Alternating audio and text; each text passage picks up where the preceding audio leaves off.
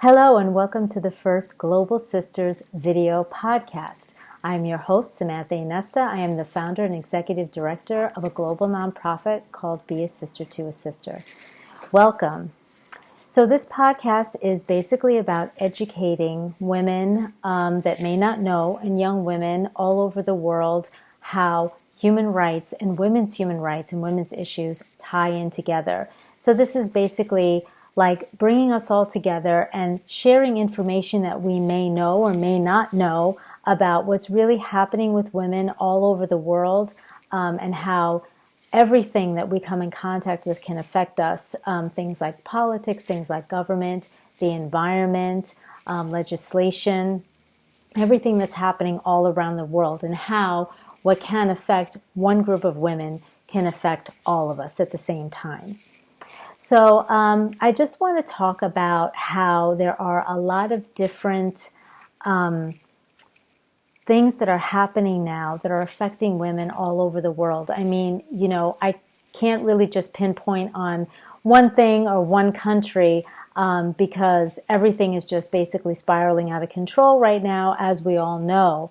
But interestingly enough, I looked into a country called Malta, which I'm sure that some of you have heard of and some of you have not heard of. Malta is not a place that is really in the news at all. You might hear it in passing. You might know someone from that country and may not know too much about it. But Malta is one of those countries. It is part of the European culture somewhat. It's kind of close to Italy, kind of close to Sicily. It's just out there in its own island. And so even though, we don't hear about countries like Malta and like places that, we don't know where they are, that are really remote, women on those, in those countries, in those places are experiencing high levels of domestic violence, human trafficking, and all types of injustices that a lot of us are facing all over the place. So we are not alone in this. And in looking into Malta, I've noticed that they also, too, have a lot of legislations, a lot of protocols, the Istanbul Convention, and all those kinds of things that are designed to help to protect women and girls when it comes to these issues that are hurting them, and all other, domestic human rights that a lot of women all over the world should be having now. Right to autonomy, right to work, right to live in a peaceful environment, free of violence, free of hatred, and all that stuff. And Malta, just like every other country, has adopted a lot of these laws, legislations, and conventions, but yet the levels of domestic violence and human trafficking and just basic violence against women are getting higher and higher. It's the same thing in the United States. The United States is a little bit more complex of an issue as of right now because of everything that's happening with politics, with elections coming up. We're still feeling the effects and the aftermath, which I'm sure everyone else in the world is, of the pandemic, of COVID. People still trying to get on their feet. People still trying to make sense of what's happening now. And women, of course, are caught in the crossfire. And so I want to talk about, too, how there are a lot of legislations and a lot of acts that have been signed on by some countries, not all, by some countries all over the world, but yet these issues of domestic violence, sexual abuse, harassment, violence, and even human trafficking, the numbers are still climbing. Basically, the reasoning for this is because there's no enforcement of any of it. A lot of these countries sign on to these acts and these legislations. Basically, it's just for show. And I will say that a lot of times it feels like even the United States has done that.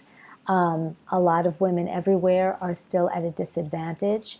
They're at a disadvantage in where they are. They're at a disadvantage in trying to access even like badly needed health care, reproductive rights, reproductive issues, all of that stuff.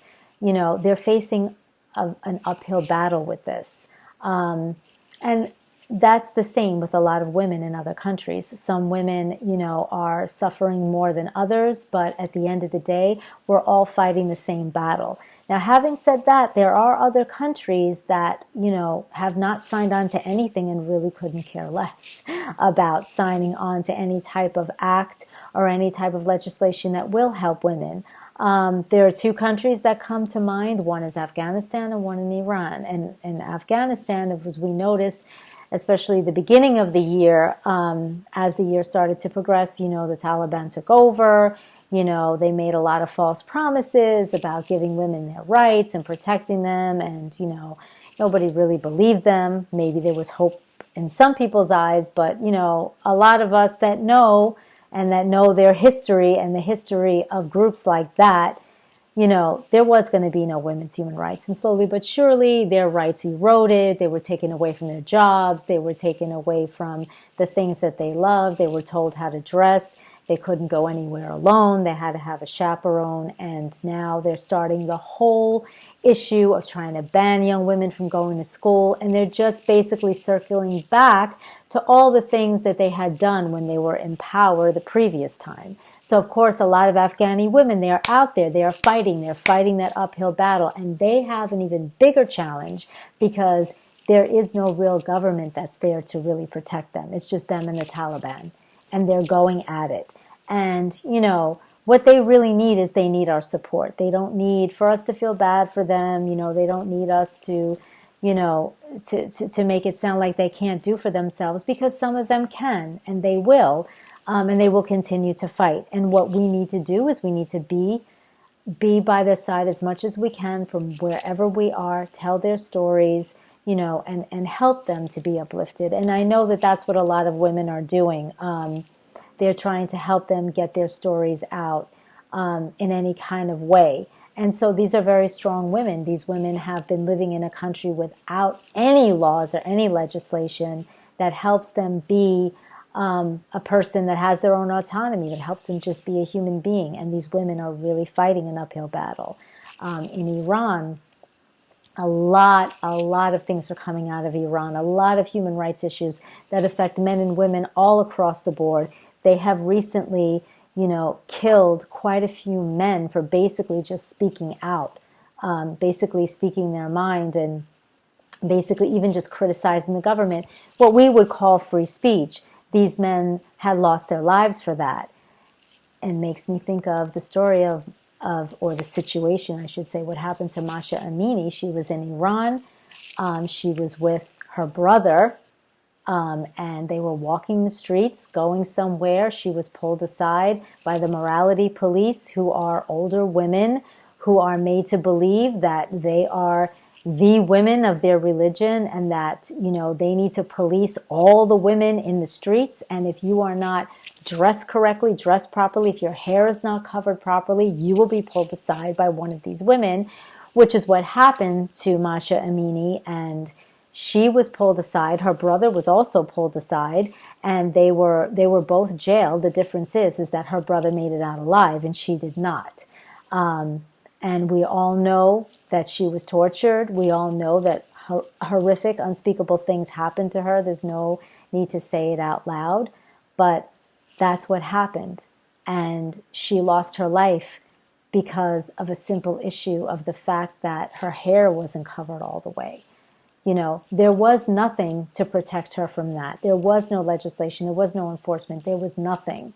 And a lot of women in Iran have to go through that. A lot of young girls in Iran have to go through that. And they try to protest and fight in a way that they know that they themselves could hopefully be safe within the confines of what they have to work with. But even then, even when they do it the right way, something happens. Something comes into their world and silences them. And people just have to go about their day. Yes, you will get the people that will fight for them, but this is, again, another uphill battle that a lot of women are fighting as well. Some women in some countries are fighting it, feel like they're fighting it alone. And, some women are just fighting against legislation that has already been signed. And why are you not enforcing it? Women shouldn't have to fight these battles by themselves. These women should be able to feel like they have that solidarity, that they have women all across the globe seeing what's happening. We are all in this together, educating each other on, and it's not just about human rights of women all over the world.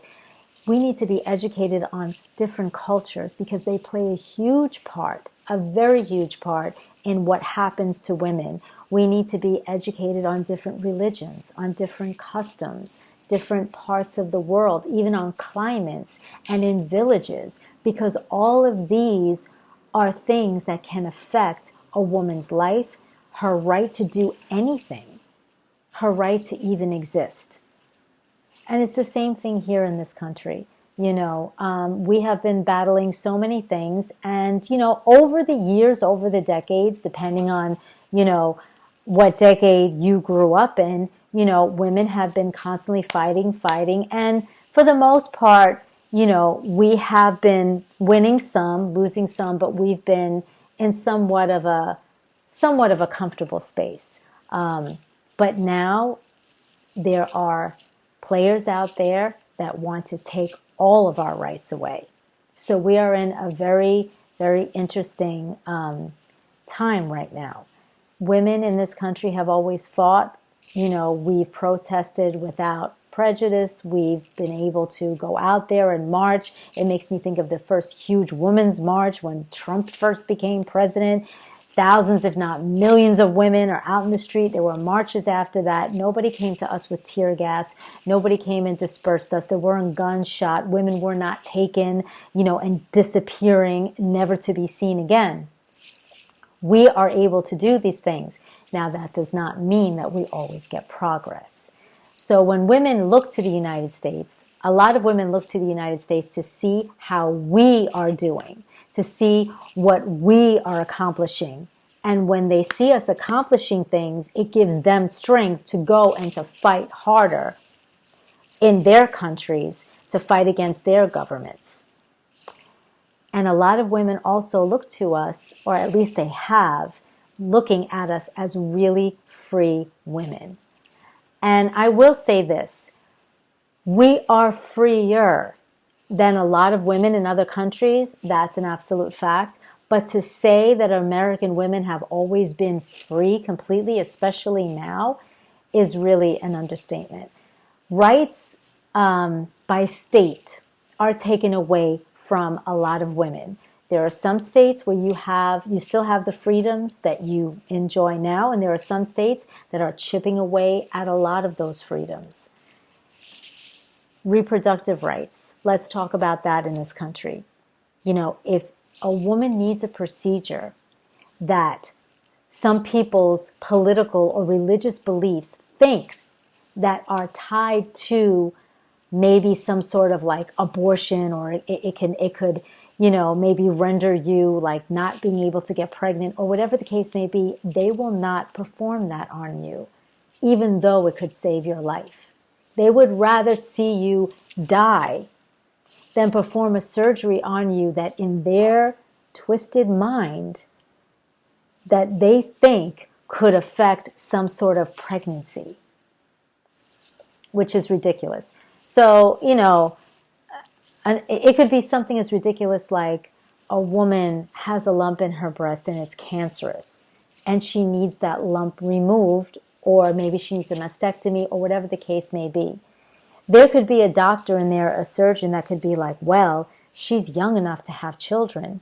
If I take her breasts away, how is she going to get pregnant and breastfeed her baby? No, that's against my religion, because that's going to stop her from wanting to have children because she won't breastfeed. No, I'm not going to do it. That's exactly where we're at right now. It sounds insane, but that's exactly where we're at right now. And I'm sure there are some states that do that. There are some states that even now to this day are literally criminalizing miscarriages, basically blaming the woman, blaming the mother, that she is somehow willing her body to destroy this life inside of it because she can't get an abortion. So if you're not going to be able to get an abortion and you still don't have your baby, you still can't deliver a baby, then you must have done something. You must have done something to kill that baby, basically calling women witches, that they can will their baby to die inside of them whenever they feel like it, which is utterly ridiculous, which is where we are now. That's that portion of it. You know, women are being treated in ways that women haven't seen for like decades. You know, misogyny is really running rampant. Sexual harassment, sexual abuse, domestic violence are at an all-time high in this country as well. We also have legislations, the Violence Against Women Act. You know, we've also signed on to everything, but we still have high rates of this. We have high rates of rape. We still have a very large rape culture here, high rates of human trafficking. And let me tell you something. The largest population of women being trafficked in this country are women from here. Subset to that are women of color in this country, in this developed nation. Okay? Not only that, we have the highest mortality rate of all the world of women giving birth, and a large percentage of that is women of color. Women of color don't get equal treatment in the hospitals. They don't get equal treatment in medical care.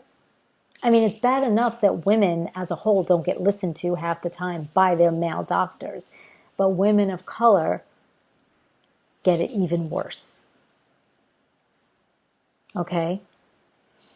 So when other women look to us to forge the way, you know, as much as we fight, we need them just as much as they need us.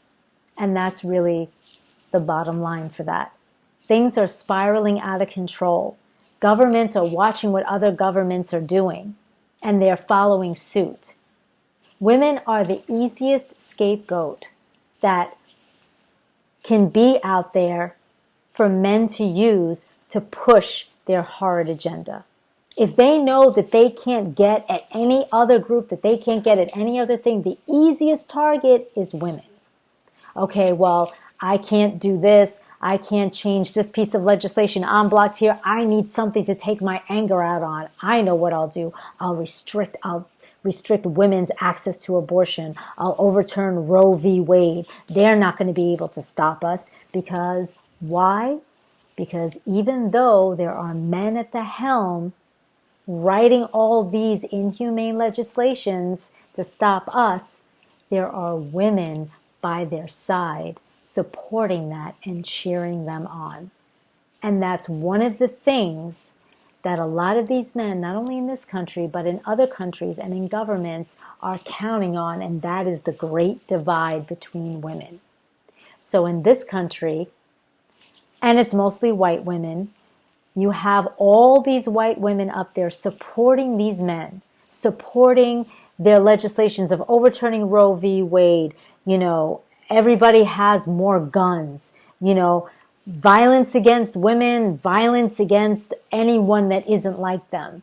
Supporting their ultra-conservative, intolerant, racist and misogynist political and religious ideology, thinking that they are above all of that.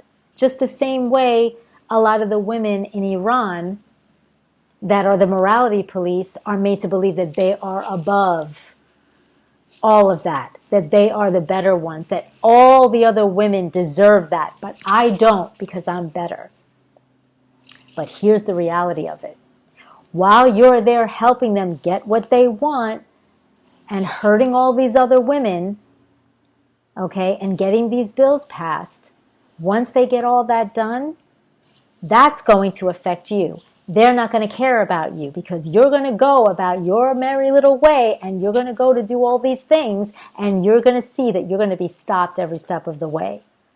And if you have young daughters, they're going to be stopped every step of the way. When you start going through something, if your daughter goes through something, they're not going to care. They're done with you. They've used you already. You're yesterday's trash. They don't want to hear you complain. They don't want to hear your ideas. They don't care what you think. They don't even want to hear you speak. Okay? They're only letting you speak now because you're saying the things that they want you to say. That's why they're letting you speak. Other than that, They really couldn't care less. So take heed to that, because the day is going to come, a day of your reckoning, where your type of white feminism, of ultra-conservative white feminism, is going to turn around and slap you so hard in the face, it's going to leave a mark.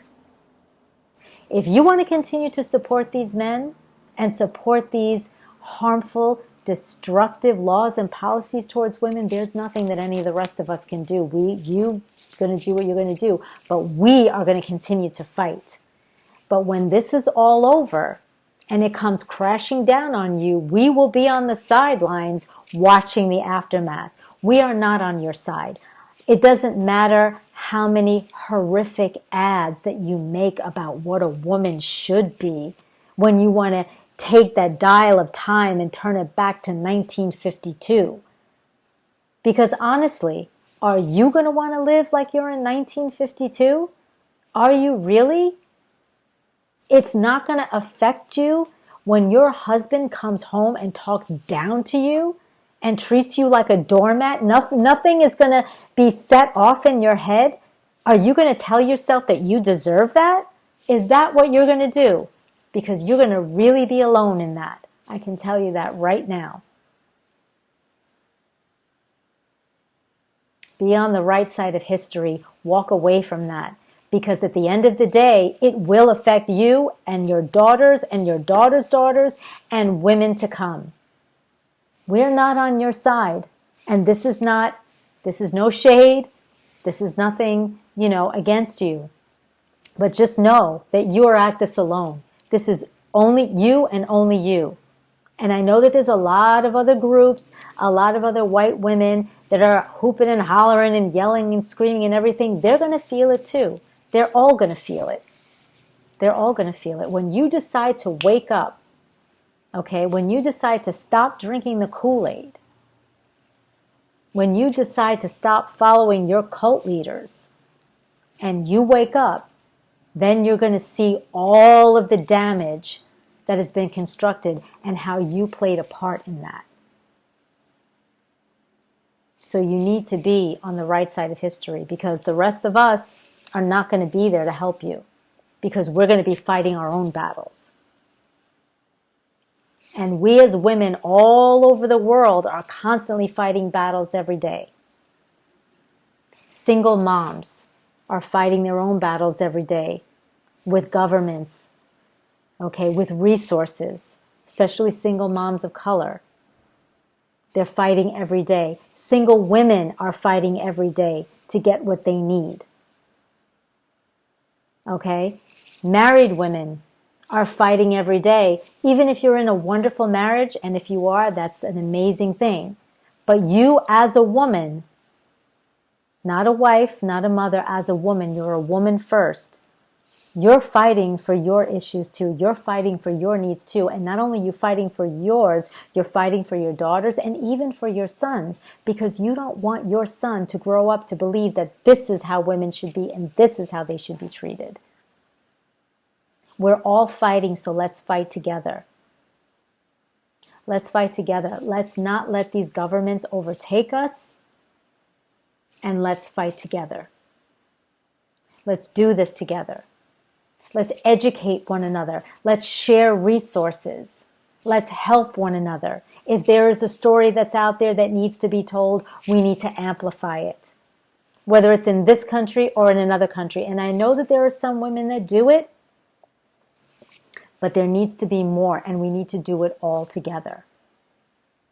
I hope that there are women in other countries that are seeing what we're going through and they're amplifying those stories. I don't want those women in those other countries to think that we have failed, because we didn't fail. We didn't fail. It's not over yet. We're still fighting, and we're not going to give up. We didn't fail at all. Not at all. We did not fail at all. So I don't want any woman to think that. We did not fail at all. So we need to keep fighting, and we need to keep fighting that uphill battle. Because again, whatever affects some of us will affect all of us. We need to come together and educate ourselves in the histories of all different types of women of all walks of life. Because every woman's story, every woman's background is a window into how she grew up, how she was treated, why she was treated that way, and why she has become the woman that she is now. Those are all very extremely important things to know and to understand. We need to understand each other from our core. We need to put aside our biases. We need to put aside our prejudices, because this is all of us. This is all of us. And some of us get it worse than others. And the ones that have it better need to uplift the ones that don't. Because when we rise all together, we are a force. Imagine a force. Imagine an army of women of all different colors, backgrounds, cultures, languages, shapes, and sizes, in all our glory and all our beauty, sticking together and finally saying no. And saying no. And telling them, you will not divide us. You will not divide us. That is our strength. That is our strength, and that is the strength that they're trying to destroy by dividing us. By dividing us through political parties, by dividing us in entertainment media, by dividing us in the cosmetic industry, in the fashion industry, whatever industry you can think of. So if we can just take all that noise and push it aside and just look at who we are, just look at one another and see one another and see that we are really not that much different. We may all look different, but we're not that much different, and understand one another's struggles, to be able to uphold one another, to help one another be self-sustainable, to not have to rely on systems and governments that have done nothing but dehumanize and just make us feel horrible. That we don't need to rely on those systems anymore, that we can do this on our own. And when we all band together, we can make a difference. We really can. I know that women have heard that over and over again, but it needs to constantly be said. It needs to be said over and over again. So let us band together. Let us share those resources. Let us talk to one another. Let us understand one another. And let us come together. Don't let our global sisterhood fail, because if our global sisterhood fail, then everything falls down. Then we have nothing. But we have the global sisterhood, and it is stronger than ever. And it can be even stronger. And it can be the scariest thing to these people, to these men, and some women that want to tear us apart and want to subjugate us and want to make us feel less than human. Women are the ones that populate the earth. Maybe that's what they want to control, but we won't let them have it. So let's band together and show them. Thank you for joining me tonight. I'm going to start coming on here pretty regularly, and just to educate and just to help us understand one another and give the news of the world of women who are really suffering and what we can do to help them. So I really hope you enjoyed this video podcast. I'll come back with some more, and I hope to see you back here. I hope everyone has a great evening. Good night.